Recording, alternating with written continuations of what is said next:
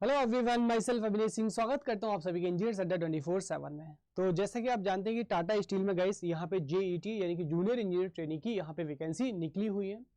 तो यहाँ पे वैकेंसीज आपने देख लिया, नोटिफिकेशन आ चुका है हमारे पास में। इस वीडियो हम लोग बात करेंगे कि इलेक्ट्रिकल इंजीनियरिंग के लिए यहाँ पे जो टाटा स्टील है इसका सिलेबस क्या होने वाला और एग्जाम पैटर्न आपका क्या होने वाला है।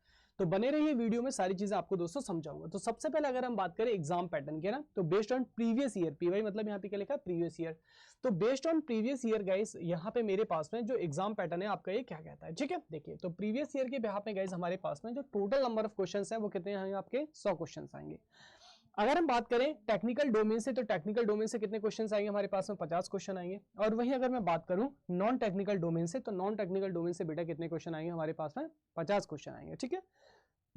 तो हमें क्या पता चला यहां से, टेक्निकल डोमेन में 50 क्वेश्चन, नॉन टेक्निकल डोमेन में 50 क्वेश्चन आएंगे, ठीक है। टोटल क्वेश्चन हमारे पास में 100 होंगे। अब यहाँ पे नॉन टेक्निकल पहले अपन डिस्कस करेंगे, जो कि हमारे पास में बहुत ज्यादा इंपॉर्टेंट हो जाता है।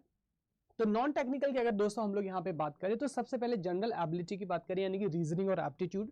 तो रीजनिंग और एप्टीट्यूड से मिलके गाइस यहाँ पे कितने क्वेश्चंस आएंगे हमारे पास में 15 क्वेश्चंस आपको देखने को मिलेंगे बेटा। दूसरा अगर हम लोग बात करें जनरल इंग्लिश, तो जनरल इंग्लिश से अपन को यहाँ पे 5 क्वेश्चन देखने को मिलेंगे, यानी कि 12th लेवल तक की जो हमारी जो ग्रामर है उस टाइप के क्वेश्चन आते हैं। उसके बाद ये तो यहाँ पे जो पोर्शन है it is very very important है ना। और यहां से आप लोग देख सकते हैं कितने क्वेश्चन आ रहे हैं, 30 क्वेश्चन यहां से कवर हो रहा है।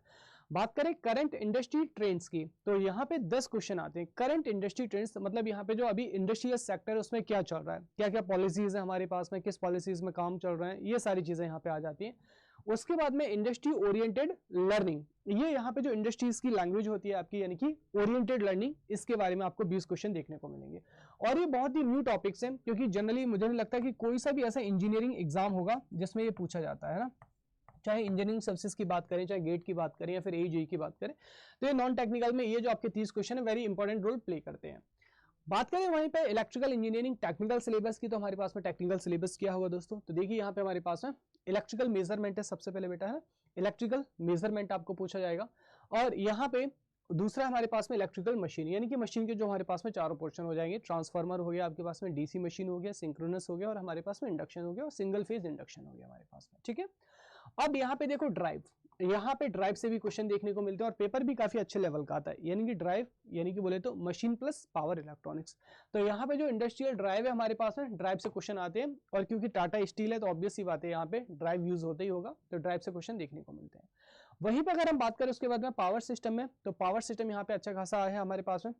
जनरेशन हो गया, ट्रांसमिशन डिस्ट्रीब्यूशन हो गया, फॉल्ट हो गया, and switch gear and protection हो गया। तो पावर सिस्टम के भी यहाँ पे चारों के चारों जो हमारे पास में पार्ट्स हैं वो आपके इंक्लूड हो जाते हैं, ठीक है बेटा।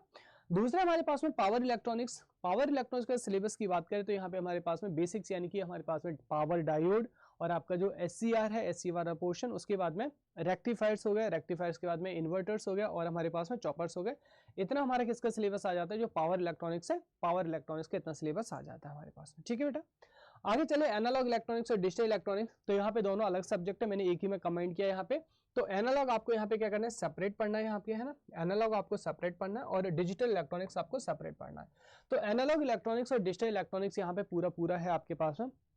एनालॉग में अगर हम बात करें तो डायोड से लेके हमारे पास में जो क्लीपर, क्लैंपर, और आपके पास में सिमेट्रिक यहाँ पे वोल्टेज रेगुलेटर। उसके बाद अगर हम बात करें बीजेटी की, तो बीजेटी में हमारा पूरा आ जाता है आपका सीसी और सीबी कॉन्फ़िगरेशन, है ना, और उसका एच पैरामीटर, यानी कि low frequency high frequency analysis. वहीं पे बात करें फिर इसमें आगे तो जेफेट वाला पोर्शन आ गया। उसके बाद में हमारे पास में ऑसिलेटर्स आ जाते हैं, ऑसिलेटर्स के बाद में एम्पलीफायर आ जाता है, एम्पलीफायर के बाद में क्या आ जाता है हमारे पास में, ओपैम्प आ जाता है। तो ये पूरा का पूरा चैप्टर यहाँ पे आपको दे रखा है। साथ ही साथ जो डिजिटल इलेक्ट्रॉनिक्स है जिसमें बेसिक्स हो गया, यानी कि जो बुलियन अलजेब्रा है वो हो गया हमारे पास में, और उसके बाद में हो गया आपका sequential circuit, combinational circuit plus digital ICs, यानी कि जो हमारे पास में गेट वगैरह सर्किट है वो आ जाता है।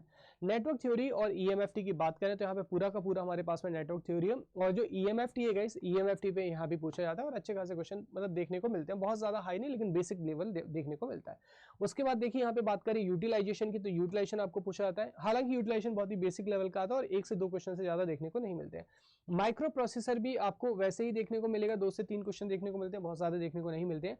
और यहाँ पे नेक्स्ट आ जाता है हमारे पास में क्या, कंट्रोल सिस्टम। कंट्रोल सिस्टम आपका पूरा है ना, basics, time domain, frequency domain, और जो एसटीएम है हमारे पास में, ये पूरा का पूरा कंट्रोल सिस्टम आपको यहाँ पे देखने के लिए मिलता है।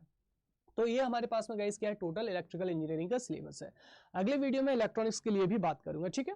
साथ ही साथ बताना चाहूँगा कि दोस्तों यहाँ पे आपकी जो यूट्यूब की क्लासेस है मेरी डेली ये होती है गाइस 6 PM पे, है ना।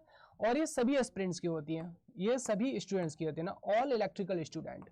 और ऑब्वियस सी बात है ये फ्री में होती हैं, ऑल इलेक्ट्रिकल स्टूडेंट, ठीक है। सभी इलेक्ट्रिकल और इलेक्ट्रॉनिक्स स्टूडेंट्स के लिए गाइस ये होती है। कहाँ पे होती है गाइस? हमारे पास में यूट्यूब पे होती है। कौन सी यूट्यूब चैनल पे? जिस पे आप ये देख रहे हैं, दैट इज अ इंजीनियर्स अड्डा।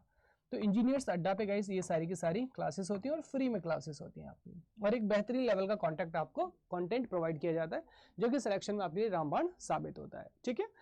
ओके गाइस, और इसी तरीके की इंफॉर्मेशन और अच्छी वीडियोस के लिए और सिविल, मैकेनिकल, इलेक्ट्रिकल तीनों क्लासेस के लिए आपको क्या करना है? यहाँ पे चैनल को लाइक एंड सब्सक्राइब कर लेना है आपको, ठीक है।